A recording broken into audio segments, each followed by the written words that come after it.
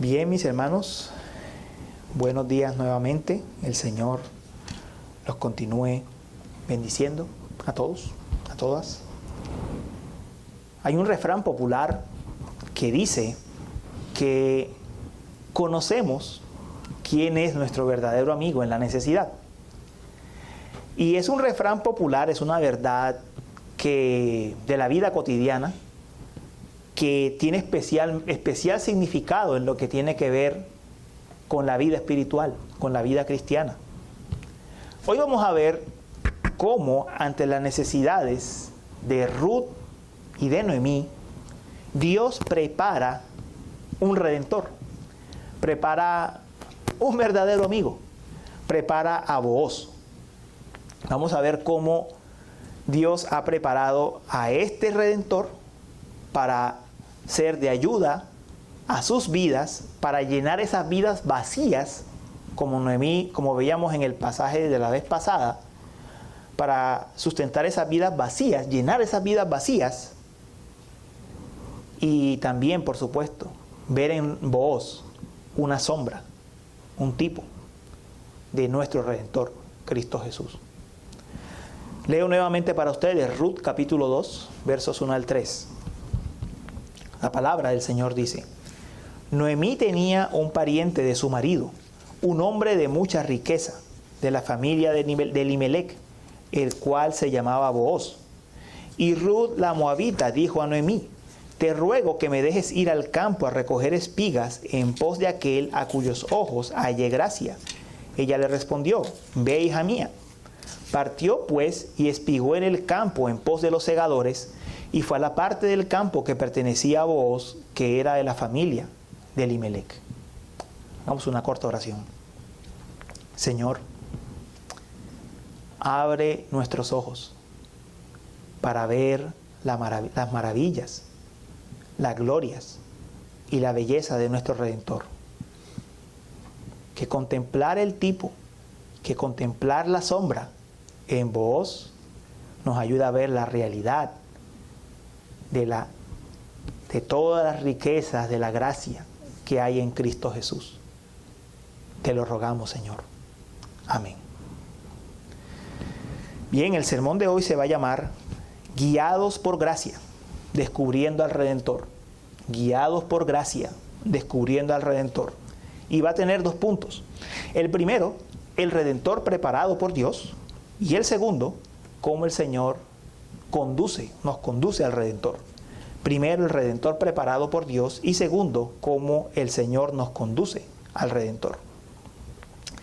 Comencemos con nuestro primer punto entonces. Recordemos que uno de los problemas de Noemí es que su esposo ha muerto y ella está desamparada. Le había dicho a Ruth y a Orfa que si ellas iban con ella, lo que se iba a encontrar es que ella no tenía ningún hijo para dárselo a ellas para que se casaran, y ella misma tampoco se podía casar porque era muy anciana. Ella había dicho definitivamente que ella estaba vacía, que ella regresaba vacía a Belén. Parece, por la forma en la que termina el capítulo 1, que hay una leve esperanza. Es decir, no parece haber un redentor. Es la forma en la que el capítulo 1 termina. No parece haber un redentor, pero hay una esperanza porque ha comenzado la siega. Bueno, lo que hace Samuel en el capítulo 2 es mostrarnos que Dios sí tiene preparada una provisión para ellas. La provisión que tiene preparada no es solamente el pan, no es solamente el comienzo de la siega de la cebada. Tiene preparado para ellas un redentor, un pariente de Elimelec, cuyo nombre es Booz. Ahora, hay 2 características que se nos dicen aquí acerca de Booz. Uno, que es pariente de su marido. 2, que es un hombre de mucha riqueza. Es bueno comprender de qué se tratan estas 2 características de Booz, porque nos dan una mejor imagen acerca de quién es este Redentor. Lo primero es que el término que aquí traduce pariente en otros pasajes del mismo Antiguo Testamento traduce conocido. Ustedes dirán, ¿pero es pariente o es conocido? Bueno, el punto aquí es que el parentesco entre Booz y Elimelec no es exactamente un parentesco cercano. Es decir, Noemí no ha mentido cuando ha dicho, no tengo un redentor que se case conmigo, estoy muy vieja. Ella no ha mentido cuando dijo eso. No hay un hermano de Elimelec cerca.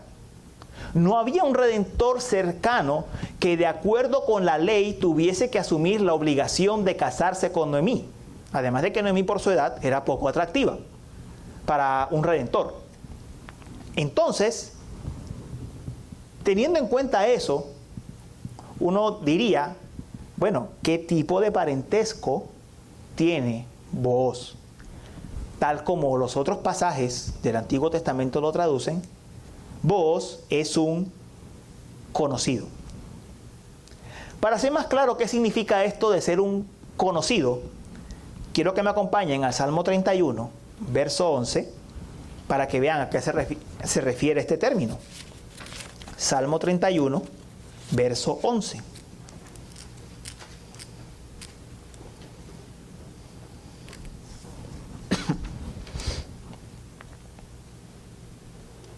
Página 557.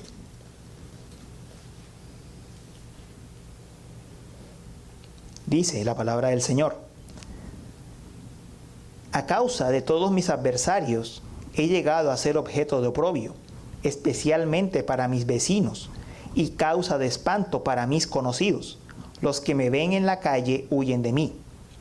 En esta frase, la palabra que traduce pariente en Ruth es conocidos, y causa de espanto para mis conocidos, es conocidos. Esa es la palabra que en Ruth traduce pariente. Y noten que conocidos aquí es paralelo con vecinos, especialmente para mis vecinos, y causa de espanto para mis conocidos. Ese es el tipo de parentesco que hay entre Booz y Elimelec. No son exactamente familia, pertenecen al mismo pueblo, al mismo clan. ¿Cómo estaba conformado Israel? Israel estaba conformado por 12 tribus. Las 12 tribus tenían diferentes clanes. Es decir, cada tribu tenía un número de clanes, un número de familias, y esas familias se descomponían en familias cada vez más pequeñas hasta que llegábamos a los hogares. Así estaba conformado Israel. Elimelec y Booz pertenecen a un mismo clan, pero no son cercanos. ¿Por qué eso es importante? Eso es importante porque legalmente Booz no tiene una obligación legal como si la tendría un hermano, o como si la tendría un primo o una persona cercana a la familia. Eso es importante en el pasaje. Él no tiene esa cercanía. Es más, en el mismo libro de Ruth se nos dice que hay otro familiar que es más cercano. Dice en Ruth 3, verso 13: quédate esta noche y cuando venga la mañana, si él quiere redimirte, bien que te redima. Perdón, verso 12. Ahora bien, es verdad que soy pariente cercano, pero hay un pariente más cercano que yo. Noten que Booz no es cercano. Booz no es cercano a Noemí. Hay un pariente que está más cerca de ella. Hay una persona del pueblo, del clan, que es más cercana a Booz. Eso es lo primero que debemos tener claro. ¿Quién es Booz? No es alguien cercano. No es el más cercano. Pero viene lo segundo. El segundo término aquí es que Booz es un hombre de mucha riqueza. Es un hombre de mucha riqueza. Este término rico también es un término muy amplio en el Antiguo Testamento, porque significa varias cosas. Refiriéndose, por ejemplo, a Jefté, Dios dice que Jefté es un hombre valiente. Ese es el mismo término que aquí se traduce como rico.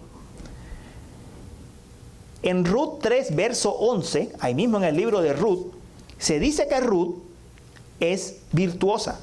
Dice, ahora hija mía, no temas, haré por ti todo lo que me pidas, pues todo mi pueblo en la ciudad sabe que eres una mujer virtuosa.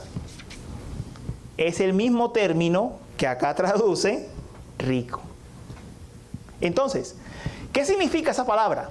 Esa palabra significa muchas cosas. Significa riqueza, sí, Booz tiene una herencia, eso no lo vamos a negar en el pasaje, pero también habla de virtud. Es un término también que habla de la virtud de la persona y es un término que también habla de lo valerosa que es la persona. Entonces, Booz aquí nos es dibujado como una persona, como un israelita que es virtuoso, como él mismo dice de Ruth después, que es valeroso. Vamos a ver a Booz asumiendo una actitud valiente para redimir a estas dos mujeres y que también tiene una herencia. Booz tiene cómo heredar. Entonces tenemos aquí la imagen completa de quién es Booz. Booz no es el familiar más cercano, pero Booz es un hombre, un israelita piadoso, virtuoso, es un hombre que tiene herencia y es un hombre valeroso. Es la imagen del israelita ideal. Sabemos que no debe ser perfecto ni sin pecado, pero es la imagen del israelita ideal. Ese es Booz. Ahora, ¿cómo este redentor responde al problema de Noemí y de Ruth? Recuerden que Noemí había dicho, yo me fui llena, pero el Señor me ha vuelto con las manos vacías. Ya se fue con las manos vacías, regresó con las manos vacías, y ahora el Señor está preparando un redentor que tiene todo lo que ella necesita. Es un hombre virtuoso, es un hombre que tiene una herencia, es un hombre valeroso, que tratará de redimirlas. Este hermano pactual, este hombre virtuoso, este redentor que Dios está preparando, tal vez no es el más cercano, pero es el que ellas necesitan. ¿Se entiende la idea? No es el más cercano, pero es el que ellas necesitan. Es el que Dios ha preparado para ellas. Es el redentor que estas dos mujeres necesitan. Y en el libro de Ruth vamos a ver cómo las bendiciones, incluso antes de que la redención se efectúe formalmente, porque eso solo ocurre en el capítulo 4 de Ruth, vamos a ver cómo el Señor empieza a redimir a estas mujeres por medio de Booz, aún sin que la redención se efectúe de manera legal. En el libro de Ruth, a partir de este momento, todas las bendiciones que empiezan a fluir, que empiezan a llegar a esta familia, vienen por medio de este Redentor, que no es el más cercano, pero es el que tiene lo que ellas necesitan. Y sobre todo, es el que querrá redimirlas. Es el que querrá redimirlas. Hermanos, Booz es apenas una sombra de su hijo. Recuerden que Booz está en el árbol genealógico de Cristo. Booz es apenas una sombra del Redentor del pacto. Booz, el Redentor de estas mujeres, es una sombra del Redentor del pacto, de Cristo Jesús. Nosotros estábamos vacíos, desprovistos de todo bien espiritual, desprovistos de toda herencia eterna. Nuestra situación, si para Noemí eso de que estaba vacía era un poco exagerado, como lo vimos la vez pasada, para nosotros sí que es real. Nosotros sí que estábamos vacíos, desprovistos de todo bien espiritual, desprovistos de la herencia eterna, íbamos rumbo a la condenación. Pero,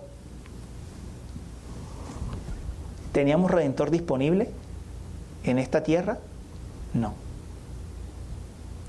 ¿Había Redentor para nosotros entre todos los hijos de los hombres? No. No había redentor para nosotros. No lo había.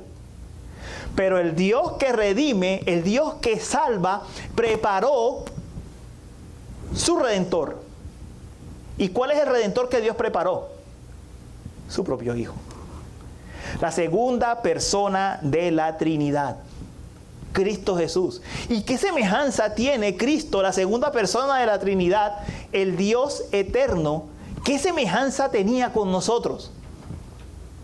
Ninguna. Él es Dios, nosotros somos hombres. No tenía semejanza con nosotros. Él no tenía semejanza con nosotros. Pero esto es lo que nos cuenta la historia bíblica. Esta es la verdad de la historia. En que Dios lo preparó.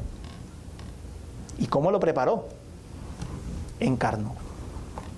Se hizo hombre. Dios lo preparó, se hizo hombre. No era el redentor más cercano. No era el redentor más cercano. Mira, entre Cristo y nosotros había una distancia infinita. La distancia que hay entre el Creador y la criatura caída, que no es lo mismo. Pero Dios preparó al Redentor. ¿Usted no nos alegra eso? Dios preparó al Redentor. Miren, Noemí y Ruth, el capítulo 1 era bien claro. No había forma de redimir a estas dos mujeres. Dios preparó un Redentor. No había forma de que nosotros fuéramos salvos, humanamente hablando. Dios preparó su Redentor para nosotros. Cristo Jesús. Cristo Jesús es el... Si tenemos que decir de vos que es piadoso, de Cristo tenemos que decir que es sin pecado. Si decimos de vos que era rico, tenemos que decir de Cristo que todas las riquezas de la gracia están en Él. Toda la plenitud de la deidad está en Él, como dicen Colosenses. Si decimos de vos que era valeroso, Cristo fue muy valeroso, al punto de ir a la cruz.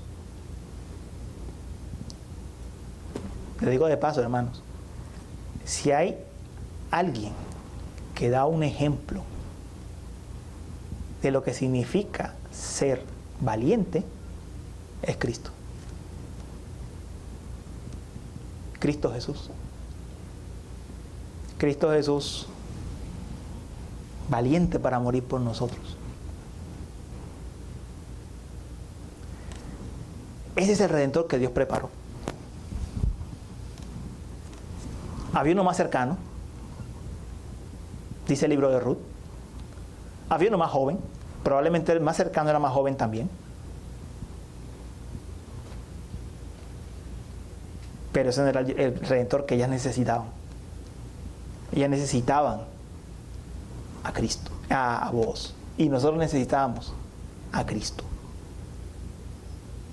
Por supuesto, nosotros entendemos que por medio de todo lo que ocurrió con vos, Dios estaba obrando también esa salvación que Cristo nos consiguió a nosotros. Sí, lo entendemos.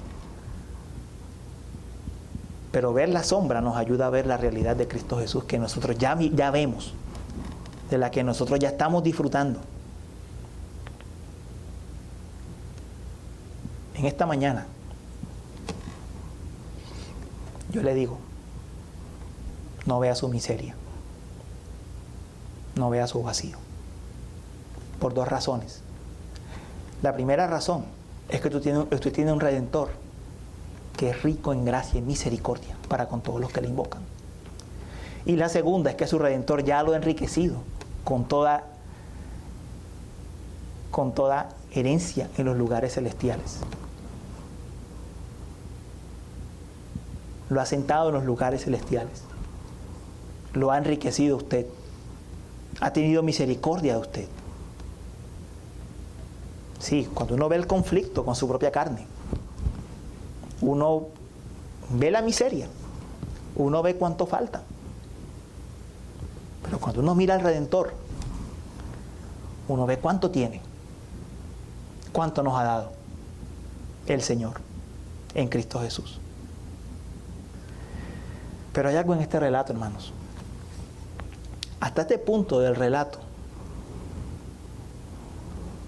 Ruth no conoce a Booz. Y Noemí tampoco piensa en él como redentor. No lo conoce. Aquí viene lo más bello del relato. No es solo que Dios lo ha preparado, sino que Dios lleva a Ruth directamente a ese redentor. Vamos a ver el siguiente punto. Dice el pasaje que Ruth le dice a Noemí: te ruego que me dejes ir al campo a recoger espigas en pos de aquel a cuyos ojos halle gracia. Ella le respondió: ve, hija mía. La ley en el Antiguo Testamento permitía que los extranjeros, las viudas, recogiesen lo que quedaba de la siega. Es decir, la ley decía que cuando un segador pasaba, él tenía que recoger todos los frutos que alcanzara a tomar, pero que lo que quedaba en los árboles, en las plantas, y lo que caía, no se debía recoger. ¿Para que qué? Para que vinieran detrás los extranjeros y las viudas y tomaran lo que quedaba. Eso es lo que Ruth le está diciendo a Noemí: déjame ir al campo a recoger los restos de la siega. Ahora, esto no es fácil, por varias razones. La primera razón es que, humanamente hablando, podía haber formas más fáciles de ganarse la vida. Pecaminosas, me refiero, para una mujer joven como Ruth. Sin embargo, Ruth, que ya hemos visto ha creído, prefiere las sobras, los despojos que quedan de la siega, que ir a ganarse la vida de otra forma. La segunda razón es que recoger los despojos o los restos de la siembra era una labor difícil, porque había que ir de un campo a otro a recogerlos. Es decir, ir a un campo, lo que alcanzabas a recoger en uno, después ir al otro, era una labor bastante ardua. Sin embargo, Ruth, convertida, que prefiere habitar en los atrios de la casa del Señor que morar en las moradas de impiedad, va al campo a recoger. Ruth va, y aquí viene la otra parte complicada. Tenía que llegar a un lugar donde el dueño le permitiese recoger, donde los trabajadores no la molestasen.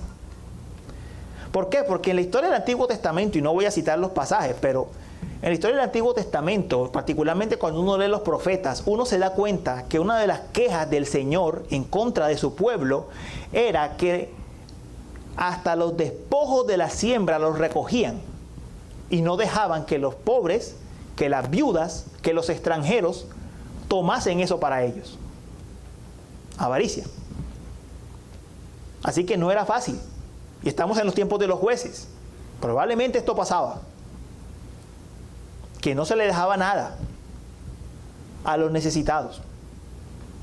Así que Ruth, sabiendo todo esto, probablemente siendo concientizada por su propia suegra, va al campo esperando hallar gracia ante algún dueño de la tierra. Y dice el pasaje: partió pues y espigó en pos de los segadores, y fue a la parte del campo que pertenecía a Booz, que era de la familia de Elimelec. Hermanos, eso se le llama providencia. El Señor la lleva, no sabemos por cuántos campos pasó. El Señor la lleva justamente al campo de Booz, no a otro. El Señor ha preparado el Redentor y ahora lleva a Ruth que en obediencia ha salido a espigar, a ver qué encuentra de comida, al campo de Booz, a conocer al Redentor, a encontrarse con Él. El Señor gobierna todas las cosas. Eso llamamos providencia de Dios. Él gobierna todas las cosas. Él gobierna no solo sobre las cosas extraordinarias, sino sobre los sucesos ordinarios de la vida. Él está gobernando. Él está sustentando. Él está haciendo su voluntad. Y en este caso vemos a Ruth pasando no sabemos por cuántos campos para llegar finalmente donde Booz. Para llegar finalmente donde Booz. Y empieza a espigar. Y empieza a espigar. El Señor ha llevado a Ruth a su Redentor. Hermanos, así hizo el Señor con nosotros. La Escritura dice, Cristo dice en el Evangelio de Juan, todo lo que el Padre me da, vendrá a mí, y el que a mí viene, no le echo fuera. ¿Quién nos lleva a Cristo? El Padre, en su providencia, el Espíritu Santo por la obra que hace en nosotros. Es Dios mismo quien obra para llevarnos a nuestro Redentor, para que nos encontremos con Cristo. Esa es la historia de nosotros. Las historias de nosotros tal vez no son iguales. Tal vez algunos nacieron en hogares cristianos y el Señor desde pequeño lo apartó para que lo conozcan. La historia de otros es que tenemos que andar mucho en la vida, conocer muchas cosas, vivir lo peor del mundo, hasta que el Señor nos recoge de allí y nos rescata. Pero en ambos casos, Dios está gobernando la vida de las personas, de su pueblo, para llevarlos al Redentor. En ambos casos. No tiene más mérito ni el que creció en un hogar cristiano, apartado en un hogar donde se le enseñaron los principios de la palabra de Dios, ni tiene más mérito aquel que ha tenido que pasar 30 años en la vida, en el mundo, para después llegar a Cristo. El caso aquí es que Dios prepara todo según su sabiduría, según su propósito, para llevarnos a Cristo. Así como Dios preparó todo para Ruth, por medio de la necesidad, para que llegara a los pies del Redentor que Dios le había preparado. De la misma manera.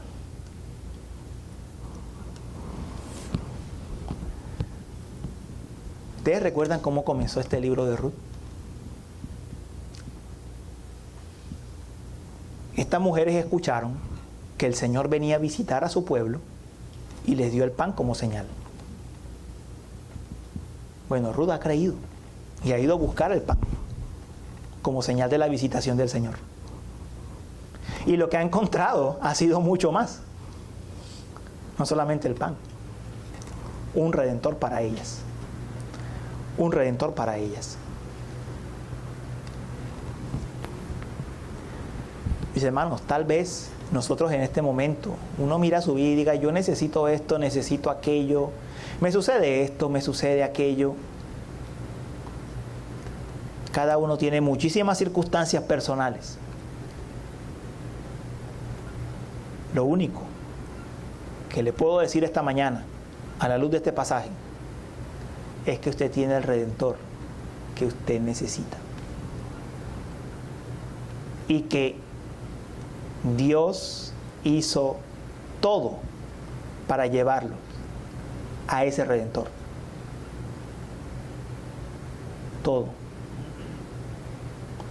Su vida es una cadena de acontecimientos, de sucesos, que la ha llevado directamente a Cristo, al campo de la gracia de Cristo.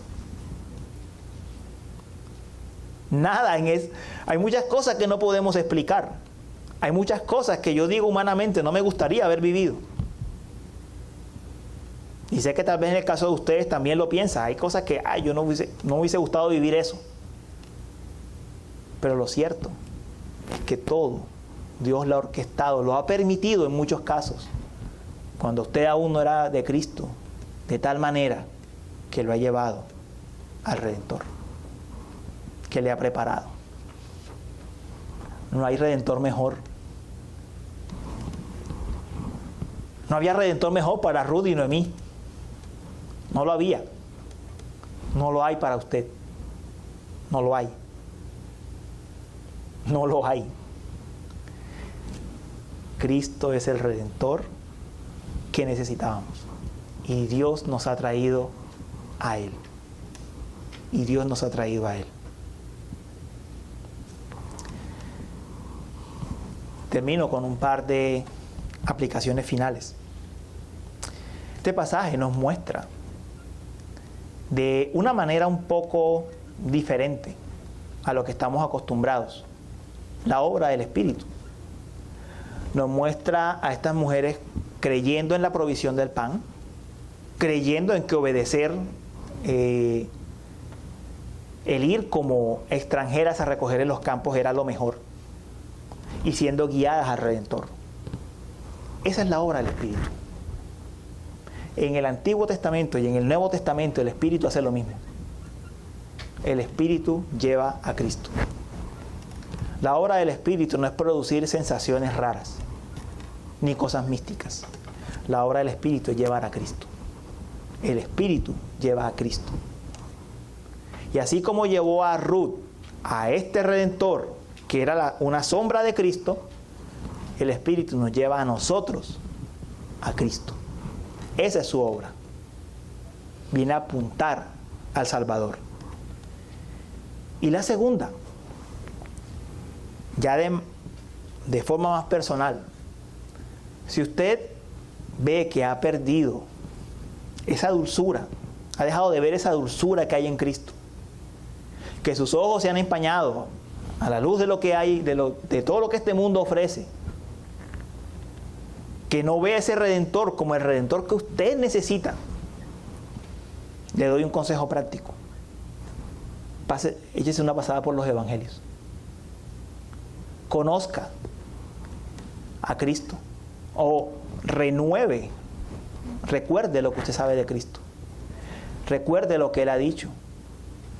Recuerde cómo esas señales, esos milagros que hizo, esas señales muestran quién es Él. Vea su obra en la cruz. Lea las epístolas. Vea el resultado de su obra. ¿Qué implica para nosotros? Échese una pasada por el Nuevo Testamento. De manera más especial, más clara. Y renueve. Renueve su amor por Cristo Jesús. Porque ese es el Redentor que Dios nos ha dado. Y no hay otro mejor. Vamos a orar. Señor, nosotros te pedimos en esta mañana, ayúdanos a ver tu gloria, a ver tu gracia, tu amor, tu misericordia. A no quedarnos, Señor, viendo y oyendo de lejos, sino a disfrutar de la gloria de nuestro Salvador.